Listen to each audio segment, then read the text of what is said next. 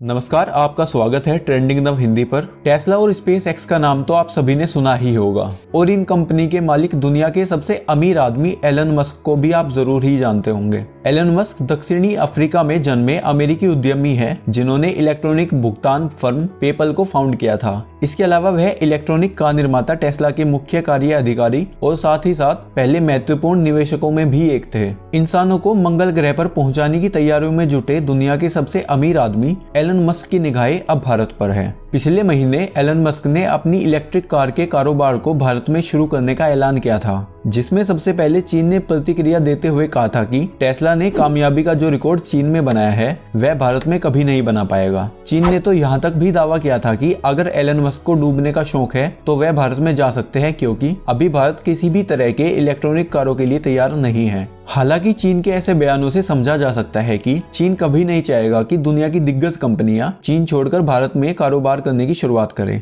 लेकिन अब दुनिया के सबसे अमीर आदमी एलन मस्क ने भारत के सबसे अमीर आदमी मुकेश अंबानी को चुनौती देने की ठान ली है। दरअसल एलन मस्क अपनी स्पेस एक्स परियोजना के जरिए भारत में इंटरनेट के व्यापार पर कब्जा करना चाहते हैं और इंटरनेट क्षेत्र में एलन मस्क के सैटेलाइट के जरिए भारत के उन क्षेत्रों में इंटरनेट पहुंचाना चाहते हैं जहां पर अभी भी इंटरनेट कवरेज प्रॉपर उपलब्ध नहीं है। इस प्रकार की इंटरनेट तकनीकी को ऐसे क्षेत्र में पहुंचाने के लिए एलन मस्क की स्टारलिंक परियोजना काफी कारगर है और इसके लिए उन्होंने मोदी सरकार से भारत में सैटेलाइट आधारित ब्रॉडबैंड सेवा शुरू करने के लिए अनुमति भी मांगी है। गौरतलब है कि एलन मस्क की कंपनी ने दुनिया के इंटरनेट पर कब्जा करने के लिए 1000 से भी अधिक सैटेलाइट को लॉन्च कर लिया है, जिनमें से 960 सैटेलाइट्स ऑर्बिट में एक्टिव भी हो चुके हैं। एलन मस्क ने दावा किया है कि जहां पर भारत की कंपनियां इंटरनेट की सेवा नहीं पहुंचा पाई हैं, वहां पर उनकी कंपनी स्पेसएक्स इंटरनेट की सेवा देगी और उनके इंटरनेट सेवा बहुत ही सस्ती भी होगी। लेकिन एलन मस्क की यही तैयारी भारत की कंपनियों के लिए चिंता का विषय बन गई है, क्योंकि एलन मस्क के साथ काम कर चुके लोगों का मानना है कि एलन मस्क दुनिया में व्यापार नहीं करना चाहते बल्कि